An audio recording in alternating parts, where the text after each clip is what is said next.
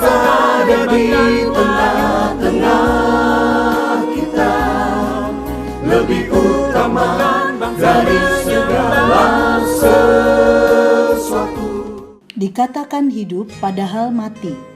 Aku tahu segala pekerjaanmu, engkau dikatakan hidup padahal engkau mati. Wahyu 3 ayat 1b. Sahabat Iktus yang dikasihi Tuhan, hidup dalam kekudusan adalah kehendak Tuhan bagi gerejanya. Seringkali dalam keadaan sulit seorang terpaksa atau dipaksa tidak mengindahkan Tuhan dan berbuat dosa. Tetapi situasi yang berlawanan pun bisa terjadi. Situasi aman dan nyaman ternyata dapat membuat seseorang jatuh secara rohani dengan tidak menjaga kekudusan hidupnya. Situasi ini digambarkan oleh Tuhan melalui keberadaan gereja Tuhan di Sardis. Dikatakan hidup padahal mati. Ketika Sirus Raja Persia berhasil menundukkan Sardis, ia membuat peraturan bahwa semua warga Sardis tidak boleh punya senjata, tidak boleh berlatih militer, sehingga mereka hanya mengisi hidupnya dengan bernyanyi dan menari dan menikmati semua hasil bumi yang berlimpah. Lalu bagaimana dengan keadaan jemaat Sardis pada masa itu? Dan bagaimana refleksi kisah ini dalam kehidupan gereja pada masa kini? Marilah kita merenungkan firman Tuhan ini dengan melihat beberapa hal penting. 1. Keadaan gereja di Sardis. Dalam pengetahuannya, Tuhan menyampaikan keadaan gerejanya demikian. Aku tahu segala pekerjaanmu. Engkau dikatakan hidup, padahal engkau mati. Ayat 1. Dalam terjemahan lain, kamu memiliki reputasi yang baik di mata orang lain dengan segala sesuatu yang kamu lakukan di hadapan orang, tetapi di hadapan Tuhan engkau mati. Kata mati, nekros bahasa Yunani, berarti tidak berguna. Istilah ini digunakan pula dalam perumpamaan anak yang hilang, ketika ayahnya berkata, "Anakku yang mati telah hidup kembali." Dari sisi aktivitas tetap bergerak, tetapi mati secara rohani, atau menjadi tidak berguna bagi Allah karena tidak taat pada firman Tuhan. Dapat dijelaskan dengan kata munafik, yakni nampak baik tetapi sesungguhnya tidaklah demikian. Jemaat di Sardis berada di zona nyaman, hidup tanpa tekanan karena segala sesuatunya telah tersedia. Gereja berjalan baik-baik saja dan tetap mendapat pengakuan dari lingkungannya. Tetapi hati mereka telah bergeser dengan tidak lagi menjaga kekudusan hidup.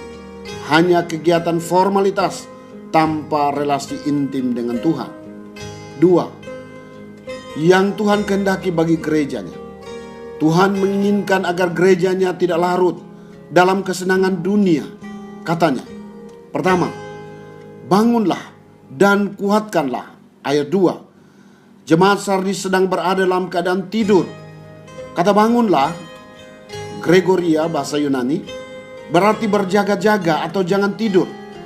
Seperti seorang penjaga gawang, ia tidak bisa lengah sedikit pun karena bisa kapan saja serangan itu datang. Kata kuatkanlah, steriso, berarti teguhkan dan buatlah kokoh. Hanya firman Tuhan yang membuat seorang kuat dan teguh. Kedua, turutilah dan bertobatlah. Ayat 3.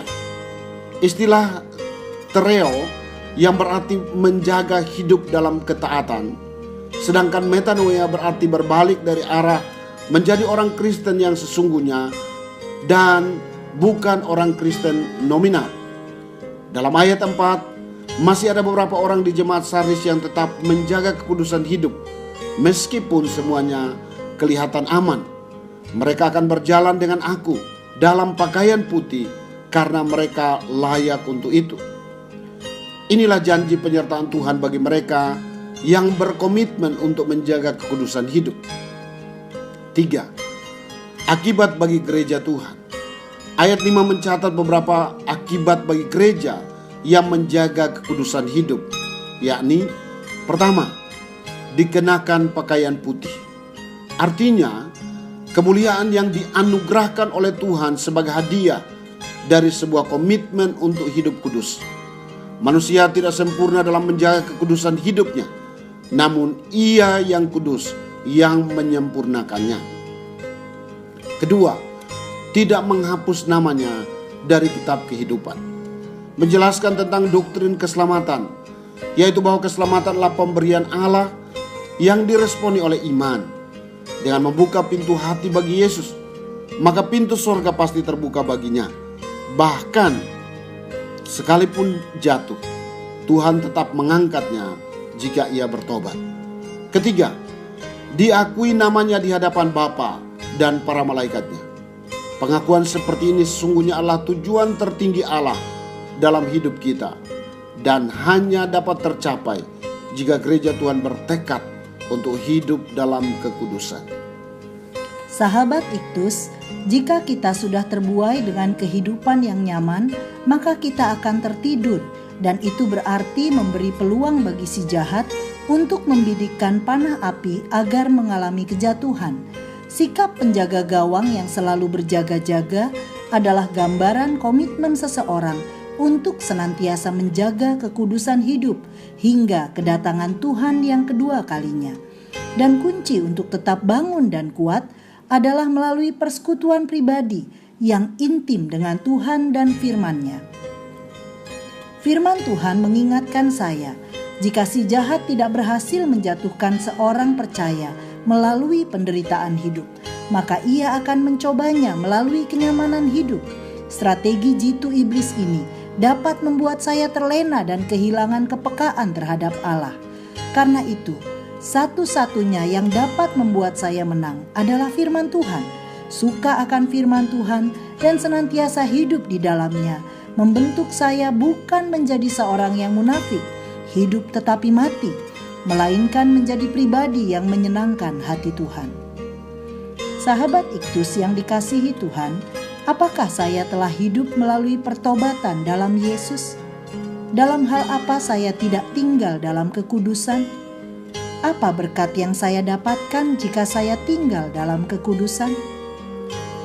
Tuhan Yesus, setelah hari pertobatan saya tidak mau terbuai dalam kesenangan hidup. Biarlah mata saya tetap terbuka, sadar dan berjaga-jaga atas setiap serangan si jahat atau tawaran dunia yang selalu menantikan kejatuhan saya. Hanya di dalam firman-Mu saya tetap kuat. Bahkan ketika saya jatuh, Tuhan tetap menopang saya untuk bangkit dan berkobar kembali. Ketika saya hidup dalam Tuhan, saya menjadi berguna bagi Tuhan, bagi bangsa Indonesia, bagi gereja, bagi keluarga, hingga waktu kedatangan-Mu. Amin. Hanya Yesus yang membuatku hidup, dan hidupku menjadi berguna. Kristuslah yang harus ku beritakan hingga datangmu Kristus.